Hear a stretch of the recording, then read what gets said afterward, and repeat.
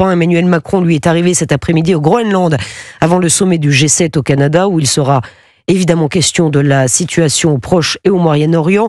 Jacques Serret du service politique d'Europe 1, une visite express pour marquer les esprits sur la fonte des glaciers, mais surtout Jacques, pour répondre à Donald Trump qui convoite ce pays du Royaume du Danemark.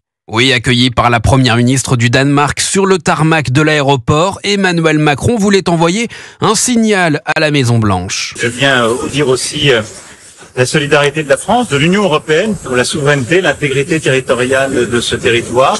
Une réponse à Donald Trump qui souhaite s'emparer de ce territoire autonome. Pour le locataire de l'Elysée, ça ne se fait pas entre alliés. Je pense que c'est pas ce qui se fait entre alliés. Et donc c'est important de montrer qu'il y a un engagement du Danemark, des Européens, autour de ce territoire qui présente des très grands enjeux stratégiques et dont l'intégrité territoriale doit être respectée. Le Groenland est convoité pour ses terres rares, pour les nouvelles routes maritimes qui s'ouvrent avec la fonte des glaces, mais aussi pour son positionnement géographique stratégique.